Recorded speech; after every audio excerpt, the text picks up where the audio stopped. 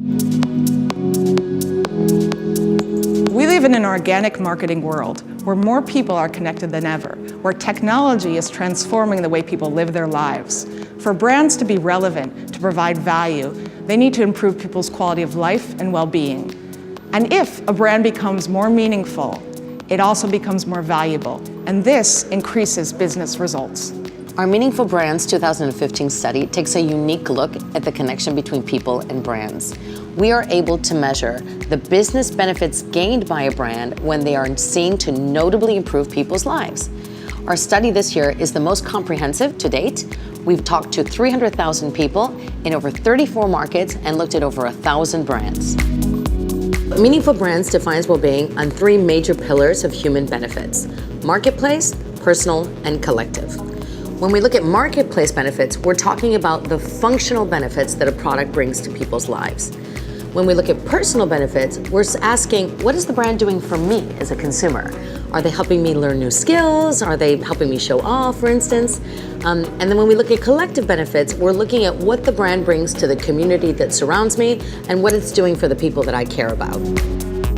Year on year, the study shows us that almost 74% of brands could disappear and people really would not care. If we look at the different regions all over the world, we see that the gap is continuing to widen. In emerging Asia, people care about 60% of brands. That's nearly 10 times more than Western Europe.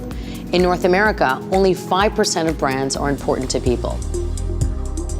In India, we are in the 3rd year of a Meaningful Brand study. We have covered 100 brands across 11 categories and we've interviewed 13,000 respondents across India. Marketers will be interested to know that once again, India in the global parlance is the only country which has the relationship closest between brands as well as the consumers. India is also a very, very grateful country. Consumers here believe in rewarding brands which are far more meaningful to them and bring value to their lives. Also, people in India are far more trusting of brands, which means that people in the Western areas or people globally do not trust brands as much as the Indians trust brands. 75% of the Indians today think that the brands are doing something or the other to bring value to their lives, both from a collective, a personal and a well-being and a collective perspective. This percentage for APAC stands at 69% and for global stands at about 67%. 67% of Indians also believe that brands today in India are actually working very, very hard for the well-being of the consumers. These percentages at APAC level are at 55% and at a global level are at 38%. Hence, there is a lot of opportunity for Indian brands to actually communicate and connect with their consumers in a far more meaningful way. And this is what the crux of our Meaningful Brand study stands today. Well, what's really exciting about this year's study is that we are able to measure how being meaningful has a direct and positive relationship on key business indicators such as marketing KPIs, share of wallet, and stock market value. If we look at share of wallet, we know that meaningful brands on average deliver 46% more share of wallet than low meaningful brands. This is key for business results. The second is stock market value. Meaningful brands on average perform 133% better than the average stock market price.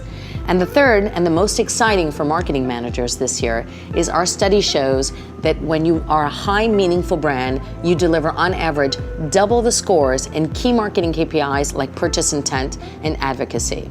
The next step of that is that today we know that when you boost your meaningful brand index by only 10%, you have notable and positive impacts on each KPI depending on the category. So on the top 20 list this year, we see brands including Samsung, Sony, Google, Amazon, Kellogg's. It's not all really big brands that we see doing well on the list of how they build meaning.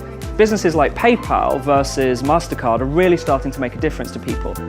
When we look at consumer electronics brands as well, they really are doing something interesting. They've always had a sense of meaningfulness in our surveys, but what we're starting to see is that the personal benefits of things like education in particular are really starting to resonate as people use apps and software to really enhance their lives and self-fulfill in different ways. By understanding the right mix of marketplace, personal, and collective benefits, brands can develop more relevant strategies and more meaningful communications. And ultimately, this benefits both people and brands.